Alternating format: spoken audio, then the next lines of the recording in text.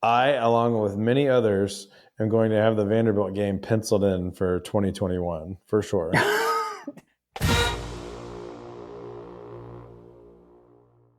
Welcome to My Got a Podcast. I'm Jim Wood. In this episode, my co-host John Powell and I commiserate over the cancellation of Georgia's regular season finale with Vanderbilt. We recorded this immediately after our Missouri review, so the news was fresh, and you'll hear the two of us navigate through the 5 stages of grief.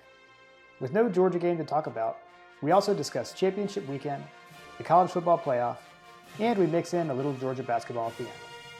Now, let's join the conversation in progress.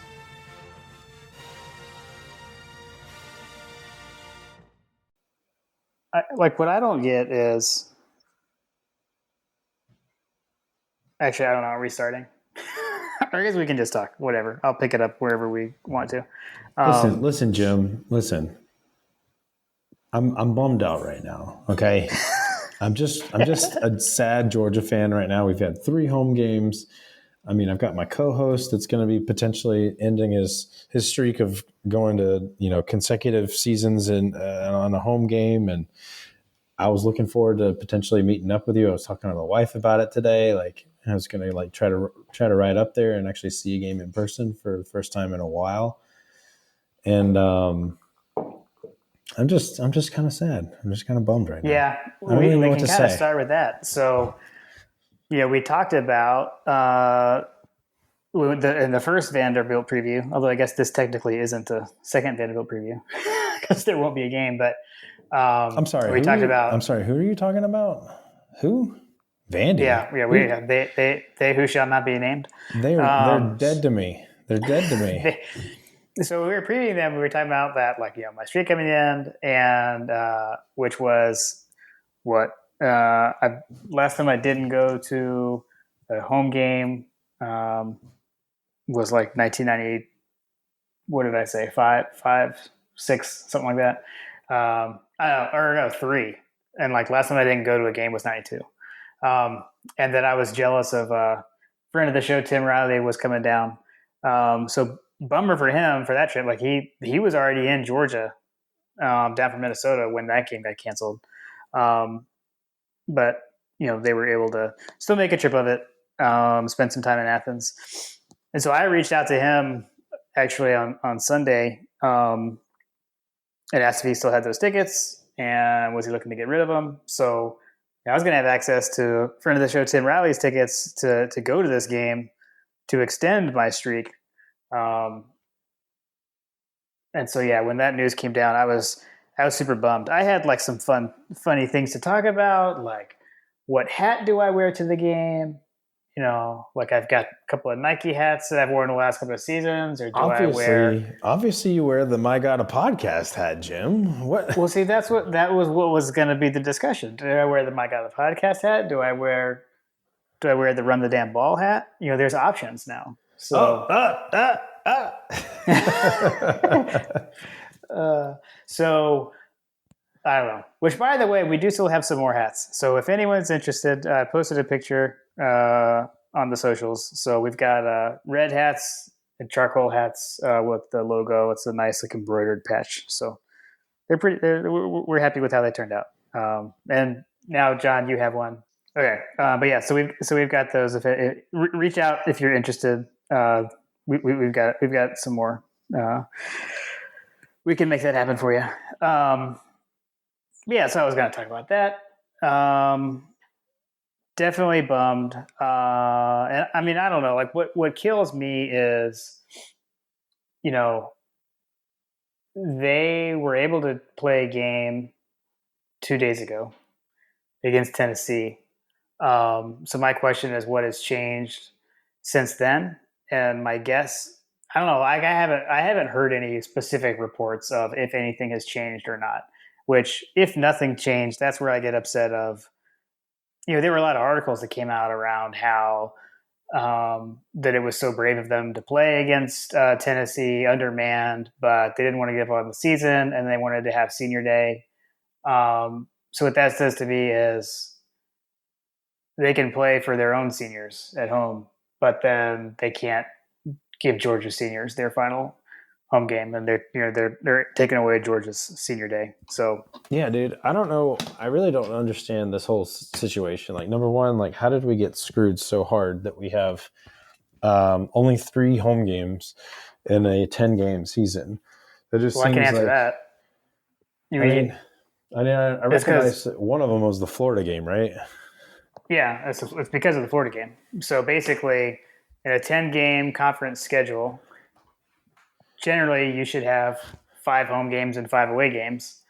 Well, in the rotation of things, we were the home team for the cocktail party this year. So that was technically our 5th home game. And then that gets us to 4. And then with the cancellation of Vanderbilt, that's how we had 3. Which is awesome. Just awesome. I don't understand why we didn't take the advantage of going to, taking the game, which I know it's money, but like it would have been nice to have gone and played Florida at home as opposed to in Jacksonville. So I think basically the reason for that was, the only way both schools are going to agree to that is to get a home and home, right? Like Florida's not going to agree to say, sure, we'll play in Athens, in 2020, but in 2021 we're going back to Jacksonville, right? Like they're not going to agree to that, and I wouldn't expect them to agree to that. And I think the flip side of that is Georgia also is not going to say, okay, well we'll play at Georgia in 2020 with whatever it is, a 4th capacity or less than that, Yeah. and then we're going to play at the Swamp in 2021 with a full stadium. Like, I guess I would kind of say maybe surprised that Greg McGarry wouldn't agree to that because he's agreed to everything else over the years. Yeah, seriously. But I would say he probably got that right. I guess. I guess that's the right thing. I mean, although it would have been nice to have another home game, and hey, maybe we would have won that game at home. Probably not with with who we had on the field. But yeah, I don't know. I'm just bummed. I'm bummed. Don't get to extend my streak. It stinks. I wish I don't know. the other thing that I wish, since I'm just like spouting out pipe dreams, but like, you see teams, conferences like the Big Ten, Pac-12, like everybody kind of like pulled it together and like made changes to things that they had originally said. Like basically they were going to cancel the season and they weren't going to play and all this kind of stuff. And then like everybody just kind of figured out how to have something that works for their conference.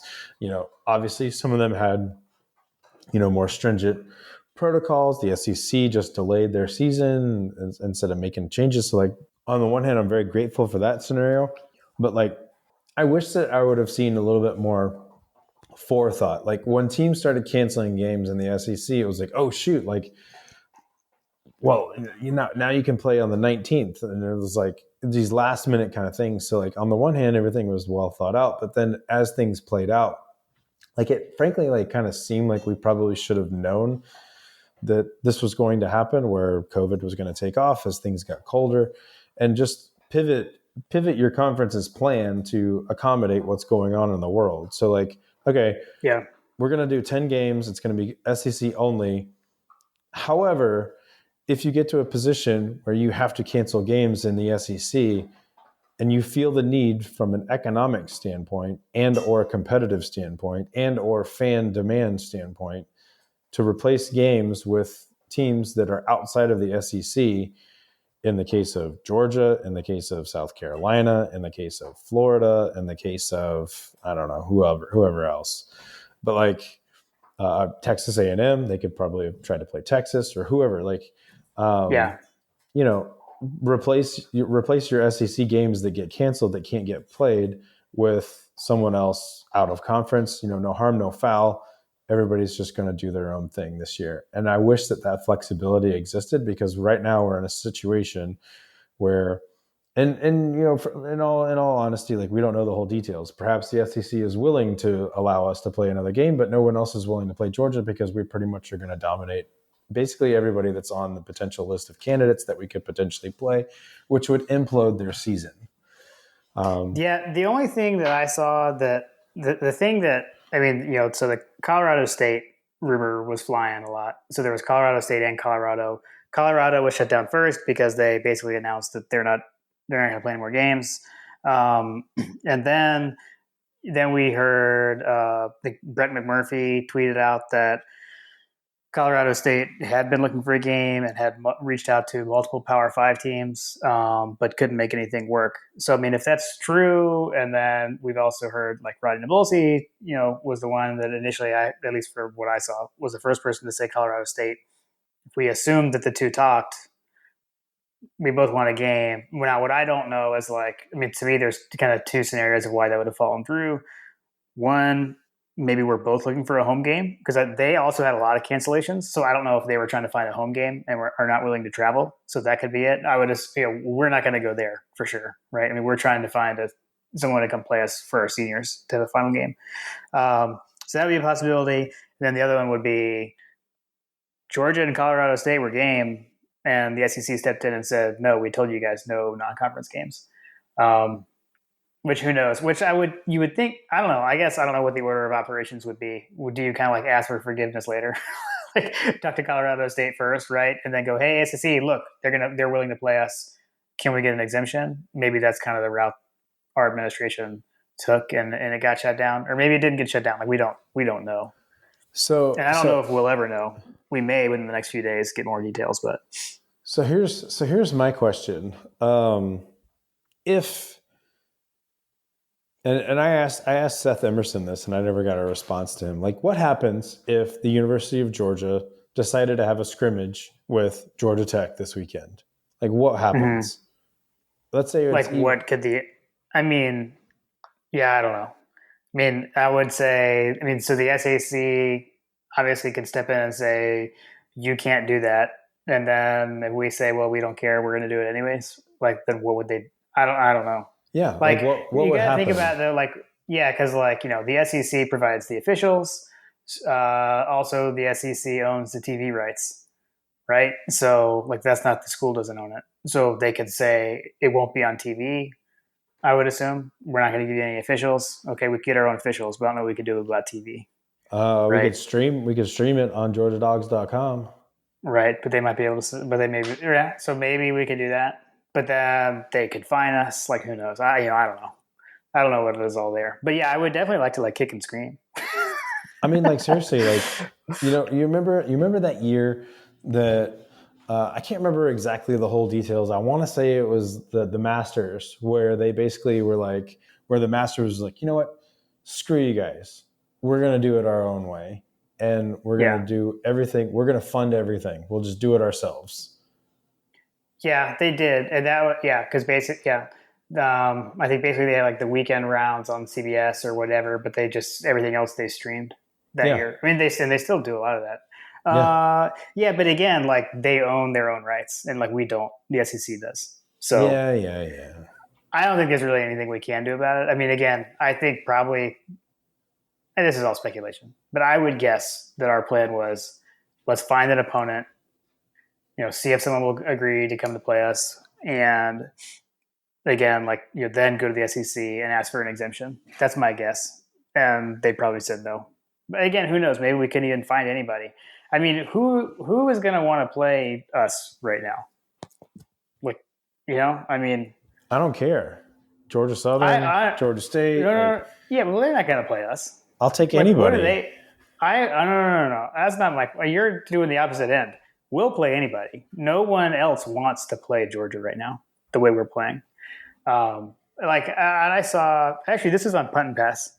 And I think it was Drew was saying it, but it was one of their listeners had tweeted in, talking about how the way this season has gone, it was kind of like 2007, where the back half of the season, the team just catches fire and nobody wants to play you. Which I would agree with. That's the Hawaii season where we played Colt Brennan, right? Yeah. Yep. I agree. Yeah, it does remind me of that. That's a fair assessment. Both two lost teams, with both losses kind of before in the front half of the season. So that team lost to South Carolina and the second game, and then lost at Tennessee. Those are the two losses. So yeah, I mean, I think it's a pretty good comparison. And that team didn't look great early. I mean, they really caught fire. I mean, really late. I mean, Florida game had that offensive explosion, and then the blackout game against Auburn, and then they didn't look back after that, right? But I don't know, whatever. Yeah, that's where I just don't see. I don't know. Maybe Colorado State was willing to go play us, but BYU had the any team, anytime, anywhere. We haven't heard anything about them. I don't think they have a game this weekend, from what I can recall. My guess is it has to be the SEC won't let us play a non-conference game. I don't know. That's my guess. Yeah, it's just all very frustrating. It is. It stinks, and it stinks for the seniors. Really stinks for the seniors. Although they can come back. Hey, I don't know. Maybe this is motivation for the seniors to come back for another senior year. Well, I think, and speaking of that, like looking ahead, I don't know if we're going to get to a point where we're talking about the future stuff or whatever, but like, haven't they already announced that they were going to play in these games? Like these guys, the guy you in a previous episode we had talked about the fact that they had announced their invitation, but like the way that Seth Emerson and I think Ratty were talking about it was that I think that they've already announced that they were going to play. So like if they play in these senior games, then they are out. Like they're gone. That's my understanding. So I've heard it two ways. I heard it at one point. I heard somebody say that you could go to the Senior Bowl and still come back. But since I heard that, I have now seen Seth Emerson say that that's not true. That if you participate in the Senior Bowl, you cannot come back to college. So I'll trust Seth on that. So yeah, and you know what? I might have it. I don't know if I have it written down or not. I know Malik Herring was in the Senior Bowl. Ben Cleveland, LeCount, I think. Was Monty Rice? Monty Rice. I mean, those are kind of guys that I really wouldn't expect any of those guys to come back. Anyway, to be honest, I mean, like sentimentally, for me personally, of any of the guys that I would want to come back sentimentally, is LeCount. He like endeared himself so much to Bulldog Nation. I would say like with his commitment video, which like Herring and Fromm were both in. Or was it? I can't.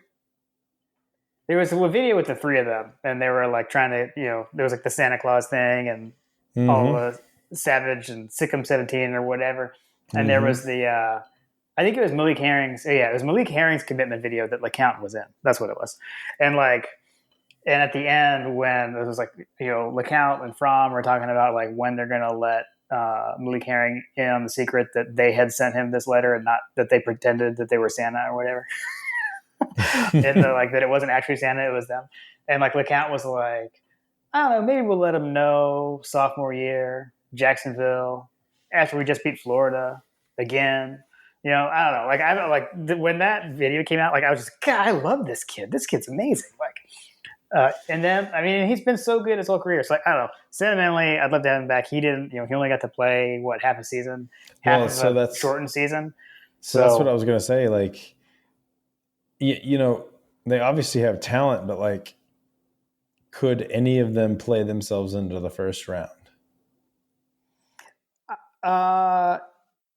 Any of those guys? I don't know that those guys are first round picks or not. I don't know, but I don't know if that's even like the whole decision. I mean, I don't know. Like you've been in school, maybe you're just ready to go out into the real world. I mean, like to me, like it's a different question of like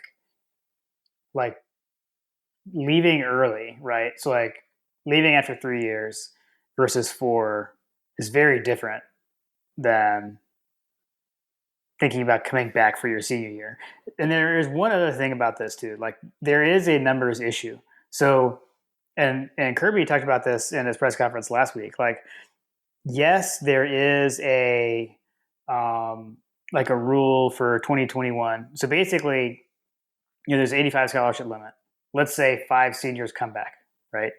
So that would mean that in 2021 we would actually have a 90 scholarship limit, right? Because those 5 don't count against the max in 2021 only. Well, what Kirby said is that they do count against your max in the spring. And so as far as spring practice goes, let's say 5 seniors stay. That's like 5 early enrollees that we cannot take, is what Kirby said.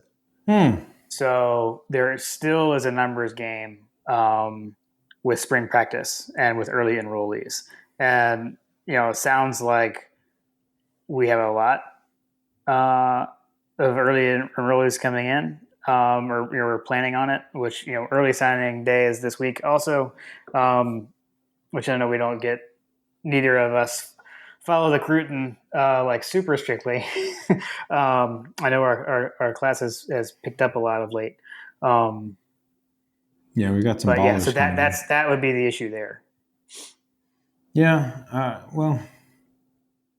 All right. So I did want to mention on that, like we did, I solicited listener questions, for our preview episode, but that was before Vanderbilt canceled on us and right. kind of threw everything sideways. But Jason Huggins at HugDog18, he did ask. He said, "Enjoy your show, fellas. We'll enjoy a little who stays, who goes chatter. Next year we'll have a new look defense for sure." Which, I mean, we just had some of that. I was going to say originally, kind of like we'll probably talk about that kind of like in a few weeks. I feel like we probably want to talk about that more so after the bowl. After the bowl game, that makes sense. Yeah, probably do a season wrap and talk about that. So Jason, we will talk about that. I'm personally not quite ready to talk about it yet because I kind of want to see the rest of the season play out before I get into that. The one person I keep mentioning is like Rochester. I could see him coming back potentially. That would be year 6 though. So I don't know. That again, like that's like maybe he's just ready to be out of college to move on. Well, yeah. All right. So here's something we didn't talk about in the Missouri review was the fact that Prather Hudson made an appearance in the Missouri game, and I didn't know this. But someone on Twitter today was talking about how he has 2 degrees because he's like a 5th year. He's a 5th year guy.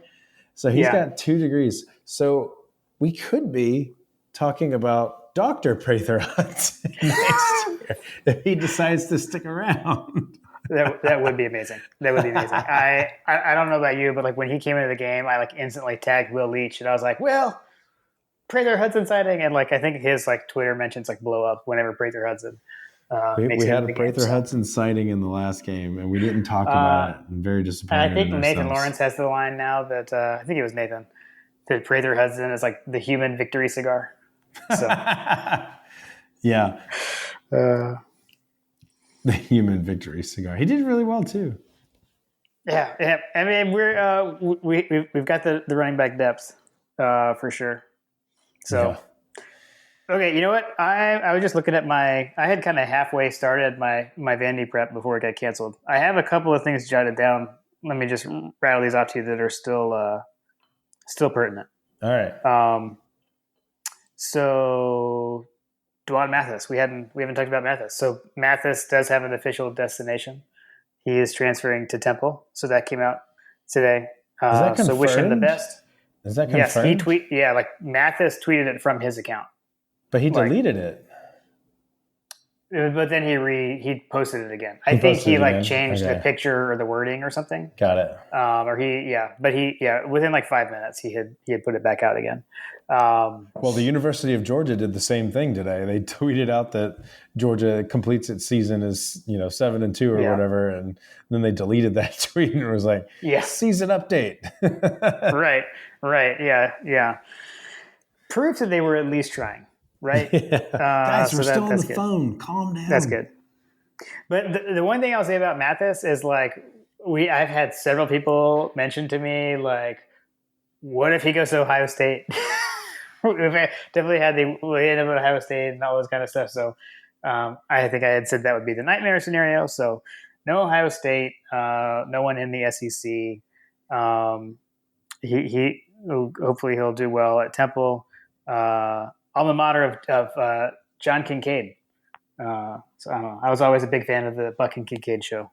Eh. Sad to see that end, but I always loved the show. So yeah, I don't know. I don't know what their depth chart looks like, but I don't know. Hopefully, he gets to play there. Like I said before, I think he. I was hoping he could go somewhere where he could play because he needs reps. He just needs to get on the field. So hopefully that's there. That he'll be able to do that. Speaking of the transfer portal and the numbers games, I saw talking about other things going on in college football right now, specifically right now. There's something like 50 something percent of the kids that have entered the transfer portal don't actually end up anywhere or something like that. I read something crazy that they just enter the transfer portal and they just get stuck in this purgatory of nowhere to go basically. And this year in particular, where you've got all these kids that have announced that they're entering the transfer portal and they want to move on or whatever, like you just said, there's a numbers game problem that's happening at some of these universities, and I think that's playing into this. Oh well, yeah, we get this free year, but nobody's willing to take anybody because of it. So it's a blessing and a curse in a way, and I feel that the NCAA needs to really kind of step in here and just like you said, they could probably close the loophole on it and just give the university as well as the player a pass for 1 year or whatever. So hey, NCAA, University of Georgia, this is the year that I'm taking my COVID year or whatever. Yeah. Well, so first off, when you said that they go to the transfer portal and they end up in purgatory, all I can think of is the GIF from it's like He-Man and Skeletor walks into a mirror and then his arm comes back out of the mirror and punches it and it breaks. That's all I can see when you say they go into the portal and they can't come out. That's all I can think. That's what I was visualizing in my head. So are you saying that they enter the portal and then they just end up staying at their school, or they enter the portal, they leave your school and they never go anywhere? Yeah, I think that's what it is. Interesting. Because I was going to say and I already forgot who it was, but one of our receivers. So I know that one of our receivers that's in the portal actually played against Missouri. Who Makia Tongue went in the portal and Trey Blunt. I think it was Trey Blunt. So Trey Blunt played against Missouri. He's in the transfer portal. Again, you entering the portal means you're open to transferring. It doesn't mean you have to stop playing. It doesn't mean you have to transfer, right? So I thought that's what you're talking about. But interesting. That is interesting. Let's see. Also, happy birthday to Charlie Trippy. Did you see that? He turned 99 today. Golly, man. Talk about a legend. And apparently Lauren Smith took him a birthday cake with 99 candles on it, which seems like such a Lauren Smith thing to do. I love that.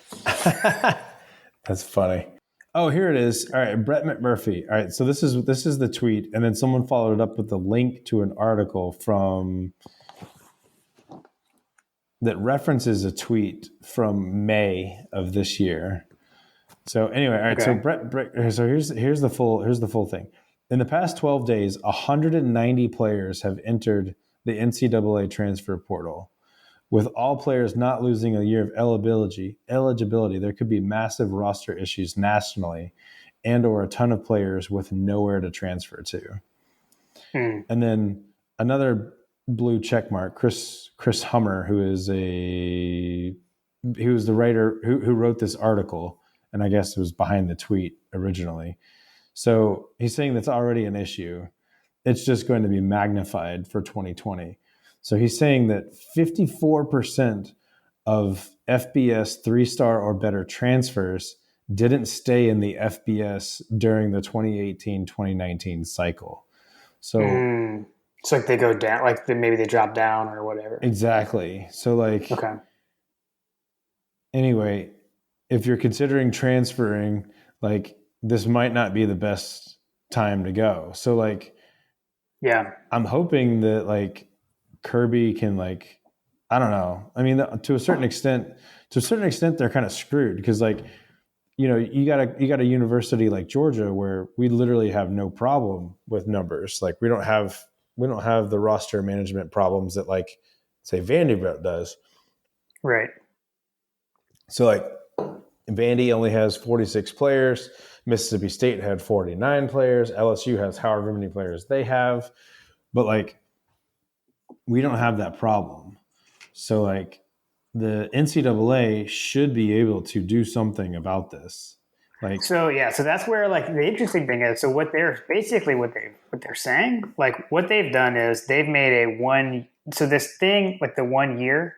So like they say that like this year doesn't count against anyone's eligibility, and so that would mean like if you're a freshman this year, you're still a freshman next year, right? Like any class. But the issue is they're only giving leeway with the 85 scholarship limit next year, right? So in 2021, if some seniors come back, yes, your number goes up, like we already talked about, right? A bit more than 85. Again, use simple number 5, you get 90. But then the following year, in 2022, you do have to hit the 85 number. So that means that for the freshman, the sophomore, or the junior, right? Like is it really a free year? I mean, you can say that, like, yeah, they can come back, but then someone else has to leave, right? Or that's one less freshman you can have that following year. So they're saying that, but the reality is, I don't expect, like, I expect you will see, like, across the country, I don't think it'll be massive, but I think we will see some seniors come back for another year, right? That would have expired the eligibility. But after that, I don't see it sticking around just because of the numbers game. I would say though, like to your point of like, it being a problem or whatever, crunching the numbers, like if anyone's going to figure out, it's going to be Kirby. Kirby and Nick Saban. Right. I think it was Graham last week was saying like, if you could take recruiting and like make it part of the game, then Kirby would be even better at like coaching football. It's like, which I think it was kind of getting, that was around the like, are we going to see a bunch of throws to the tight end to try to get Gilbert to come to Georgia, which ironically we did see that. But yeah. See, they do exist in our offense. Yes, the tight end does exist. Which is like a rule. Like anytime we throw the tight end, I tweet that you've just said that. They do exist. It's perfect timing too, because this time of year that commercial's on literally repeat. Right. The M&M commercial with Santa. For those of you that don't know. All right, you want to go around? You want to do some picks for championship weekend? Listen, Jim, I'm depressed. You could basically suggest let's do anything, and I'd be like, sure, let's do it. All right, we're gonna do that. We're gonna do that. We got no game to preview. So let's do that.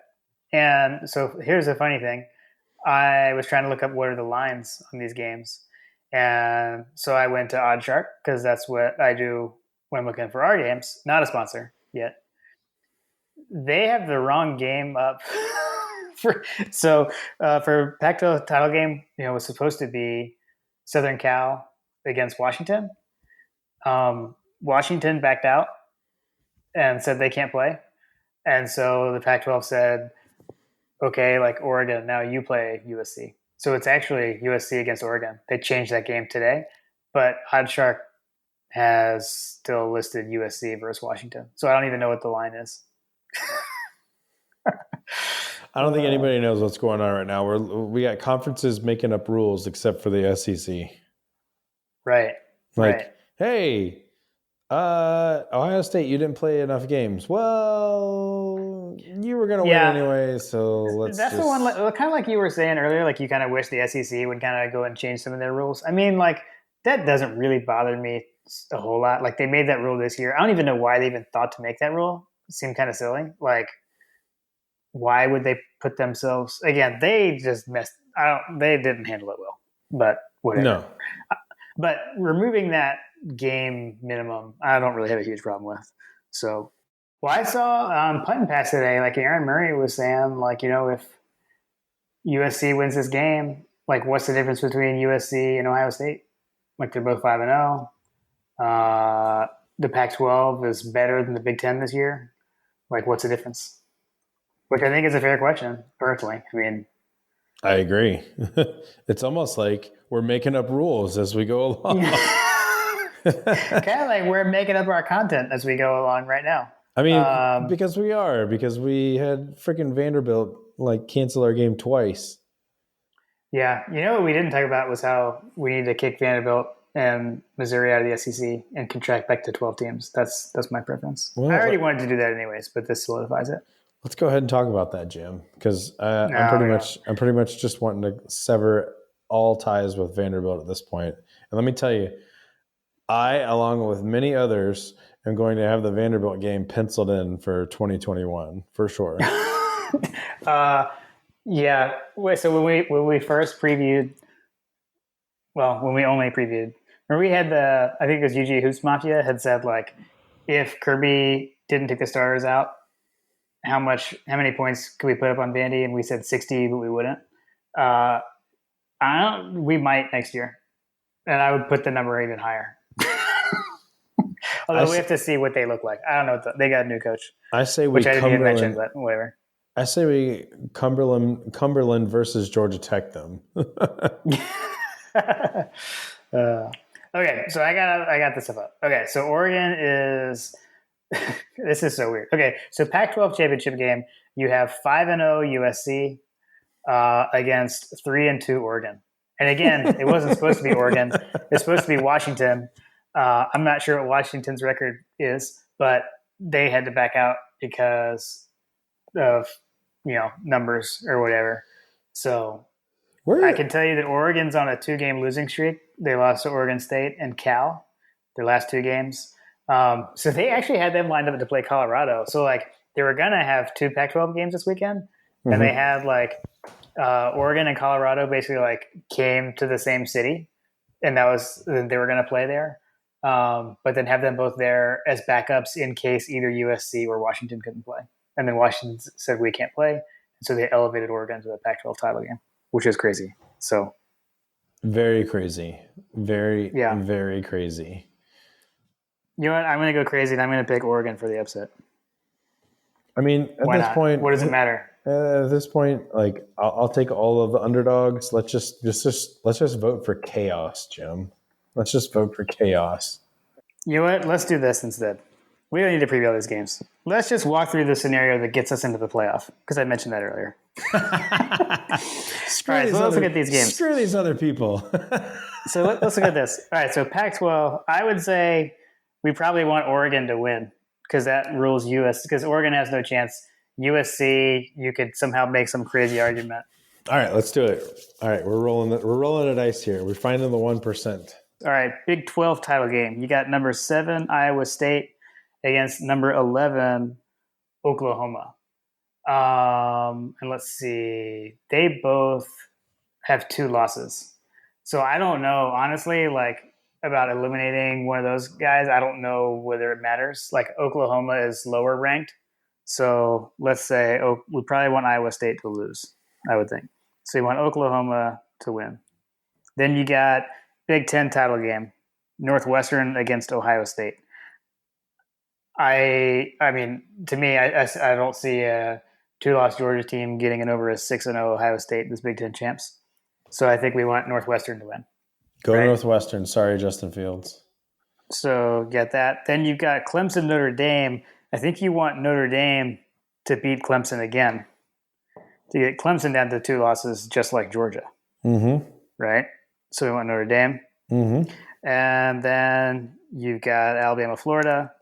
That one I would say doesn't matter anymore after the shoe throwing incident and Florida's loss, but still probably in Georgia's best interest for Alabama to win. Correct.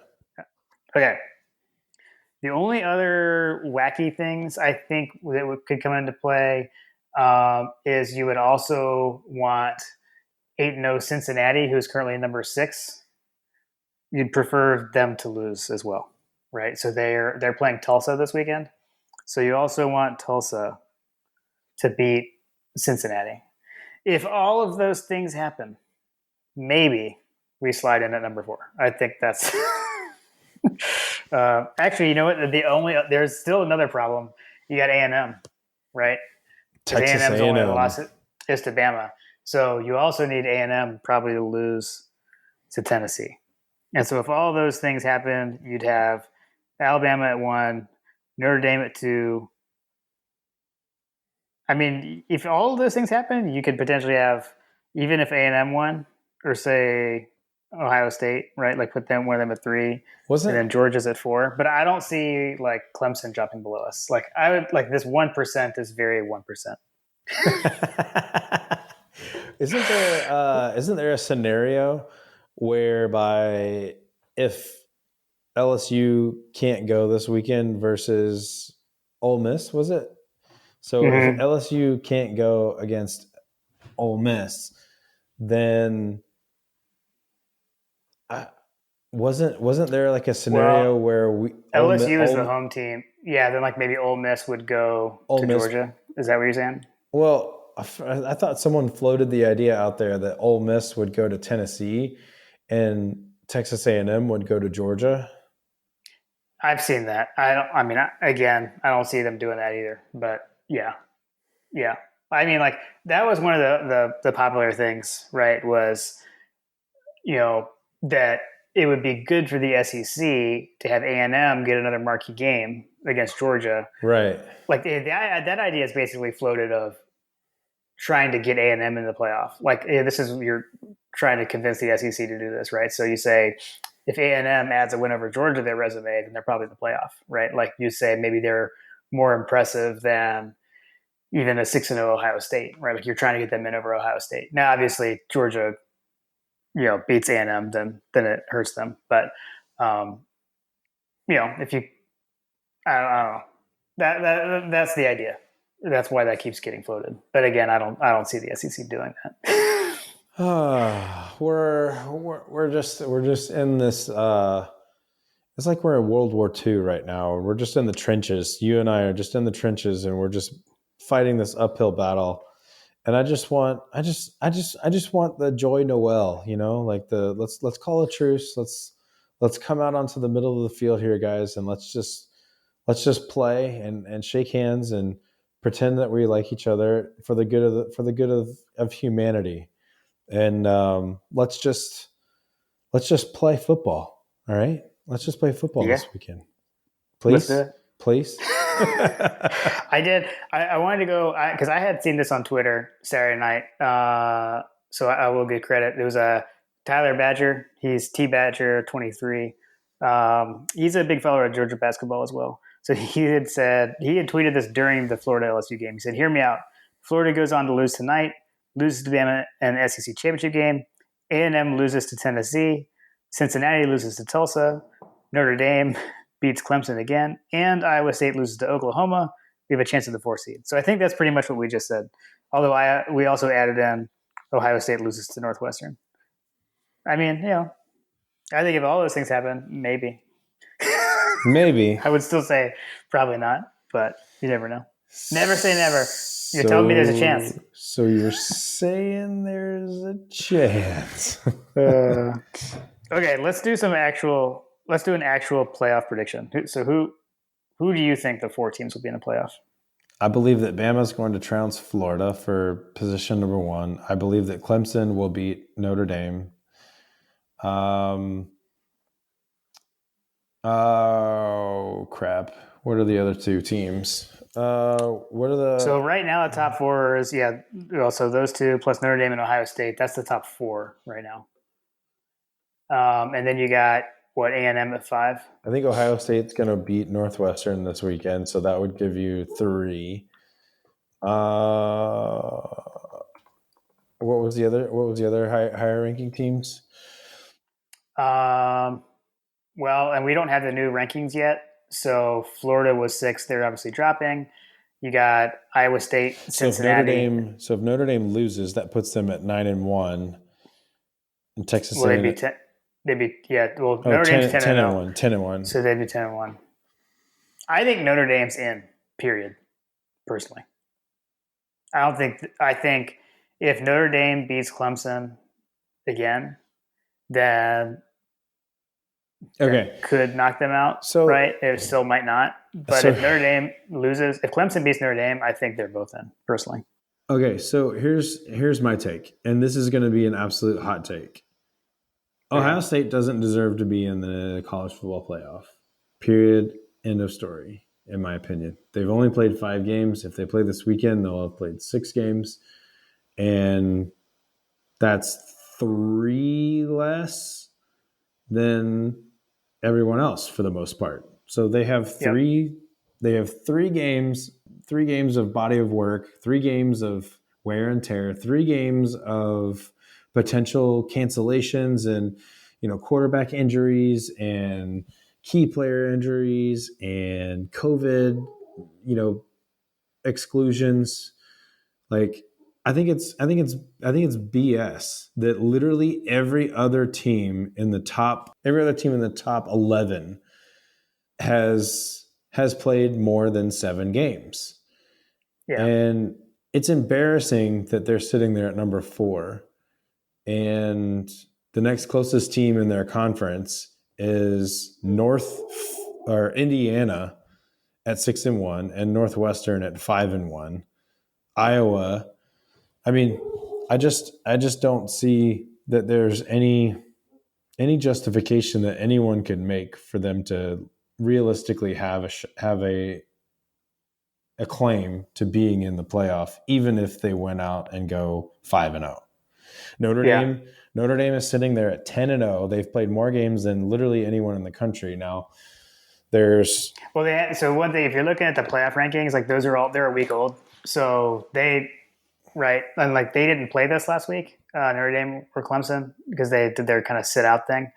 Um, Alabama has, so there are some SEC teams that have played that. So Alabama is also 10-0. So this thing's out of date if you're on the CFP site.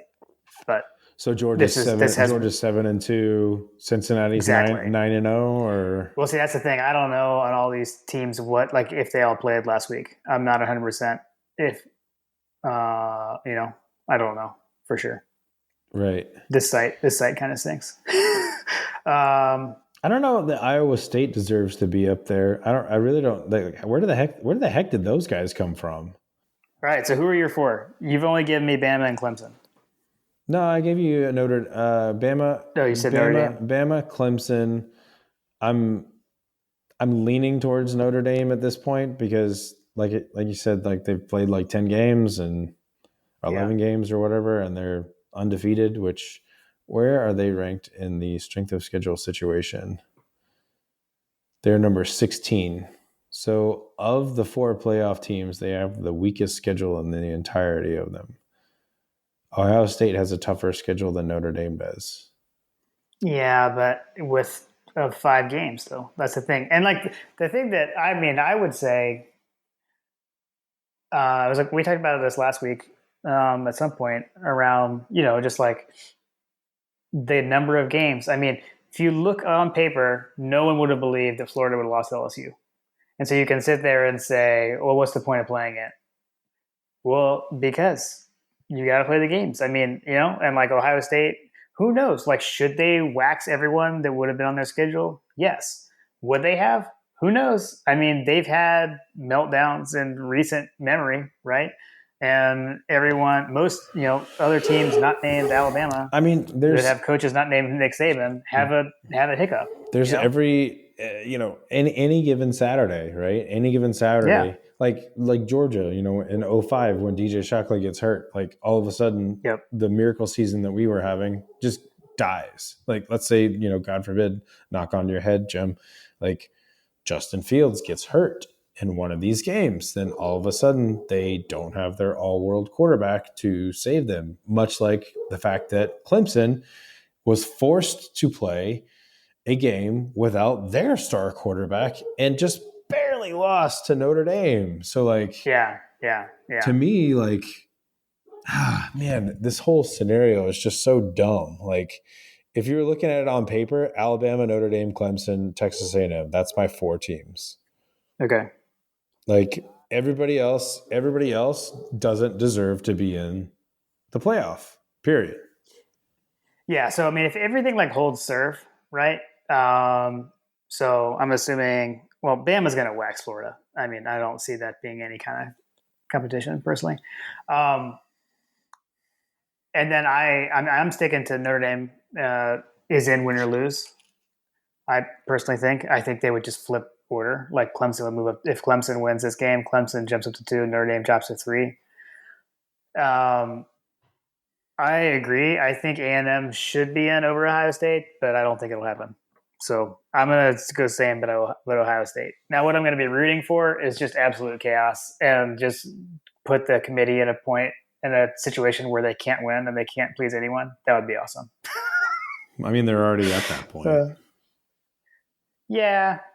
I mean, well, right now, like it's the argument is 4 versus 5. But if you get into the crazy stuff we were talking about, like where like all those teams lose, like the scenario where Georgia could maybe get in, which I still don't think we would. I mean, that would be fun just to watch all the talking heads yell at each other about. What you've got right now is the same situation that happens every flipping year.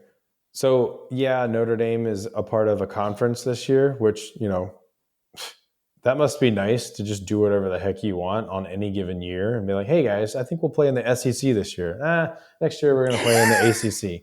Screw you guys. Actually, you know what? We're not going to play in any conference.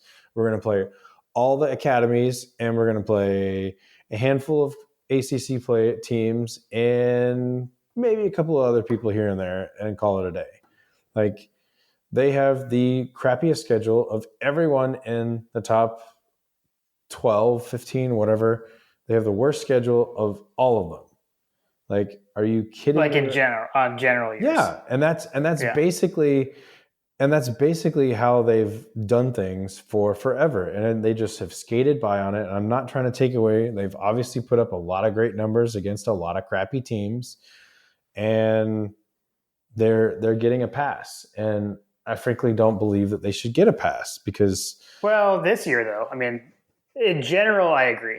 But I mean, in this year, I question. And I've always said, here's the thing: like, there's no reason for them to join a conference with the TV contract they have. There's Notre Dame only TV contract with NBC. They're not going to give up that money. So it's just they're not going to join a conference. Right. From a competitive standpoint, I think they saw this year the benefit of it. So they are going to have to ask themselves the question: what's more important? This the competition, and I mean, because right here, I mean, I fully believe like if they lose this ACC championship game, they're still in. I think they're in regardless. That kind of stuff does not happen. Like you lose the last week and you're still in. If they're playing their normal schedule, so they're gonna have to think about it. I mean, everything always comes down to money, so I fully expect them to stay independent. But from a competitive standpoint, that's what I would see. So I don't know. Okay, we can move on. Who do you got a Heisman pick? Devonta Smith, only because I have a man crush on him. Yeah. I was gonna say Smith, but you said Smith, so I'm gonna say Mac Jones. as normal, we agree. Okay, and then what bowl do you think we're gonna go to? I think we talked about this offline. I don't know if we were recording, but Peach Bowl sounds like I mean, the logical part of me says the Peach Bowl is where we're going to end up playing. And if they were smart, that's probably what they would pick because they would be guaranteed to sell out their allotment of tickets, which frankly, like until we went to this whole college football playoff situation, the Peach Bowl was a really special bowl. I always loved the Peach Bowl. It's always a good game. And yeah, I mean, status has been elevated, I guess, with being part of the playoff. But yeah, I mean, I love. So they took away the, in my opinion, they took away the specialness of it because I believe for like the longest time it was like the third best team in the SEC and the third best team in the ACC, right? Yeah, it was actually like a higher ranked ACC. Higher up team in the ACC played a little bit lower in the SEC is what it was for a long time. It was like the ACC's third versus the SEC's fifth or something ish, right? Because you had like Sugar Bowl, Cotton Bowl, and Capital One or whatever, Citrus Bowl. Oh yeah, the Capital One were higher. Yeah, I remember that because I remember being like, "Hey, yeah, we go into the Capital One Bowl, Mark Richt, his favorite bowl game," and then Yeah. it was like, "Yeah, but the Peach Bowl is a much better game. Like, guys, let's go play the Oh Peach yeah, Bowl." Peach Bowl was always a great game. I Yeah, always loved the Peach Bowl. Okay, yeah, I mean, I think it's going to be the Peach Bowl too. The only downside of that is the way the rotation is working. The Peach Bowl has to take the highest ranked group of 5 team, which, if you look at it right now, that'd be Cincinnati. The ugh, next highest is Coastal Carolina, ugh. and then scrolling down, I don't know. I think BYU is. I don't know if they're technically group of 5 because they're independent. Maybe they fall into that camp as well. And then the Louisiana Raging Cajuns, like that's all who's kind of down there. Um, so unless Cincinnati gets upset by Tulsa, it would be Cincinnati. Um, so that's probably what we're looking at from a competitive standpoint. Like it would be nice to get into the Cotton Bowl, and then you're probably playing the winner of the Big 12 title game, most likely, either Oklahoma or Iowa State. Um, that would probably be a better game, but I don't think it'll happen. So I'm going to say Peach most likely against Cincinnati. That's what I Yeah, think will happen. I mean, it just makes sense, right? Like, and this is one where like nowadays the bowls don't even really get to pick it based on that kind of stuff. Like it's the committee that sets these matchups, but you just have to think that in this year it would just make sense to have Georgia play a bowl game in Atlanta. I would think, but who knows? it would be nice. It would be nice from a logistics standpoint. It would be nice from an exposure standpoint. It would be nice from a travel standpoint to not expose our players to potential misgivings with COVID or whatever. And Yeah. frankly, it would be better for our recruiting position in the state to continue to have a premier game to showpiece as a recruiting tactic for the players in the state of Georgia. Right. Right. Uh, all right, man. I don't know. I don't know what all else to hit on. I'm super bummed. I'm sitting here scrolling Twitter right now. I was hoping to like get to the top and see breaking news that we had an Breaking opponent. news! We've got an opponent. Yeah, I don't see anything. So um, I guess we could hold out a little bit of hope. Maybe when we go to Hold bed, out some but hope. I doubt it. Yeah, maybe we wake up tomorrow morning to find out. Right. Something happened, but I doubt it. What else? I did want to at least just acknowledge the basketball team is 5-0 for the first time since you and I were students at Georgia, um, and they actually are in the others receiving votes category. I think if you were to keep extending, they'd be like 39th or 40th, not a top 25 team. But hey, I wasn't expecting that. They really struggled against Samford. It was quite frustrating to watch, but they won and they're 5-0. We'll see. Hopefully, they can keep it up as the competition gets stiffer. Kamara missed the last game. Hopefully, he'll be back. I don't know. I'm gonna keep tuning in. Keep watching basketball. They are definitely fun. Like I said, there were a lot of head scratching moments on Saturday, but Saturday was a great day. Dogs won early. Lit a fire on my back porch. Watched Army Navy. Um, Grilled hamburgers. Watched Georgia win in basketball, and then finished the night with Florida losing to LSU. So Saturday was good. Today, not so much. But Saturday was a good day. Yeah, that was a pretty cool. That was a pretty cool Army Navy game.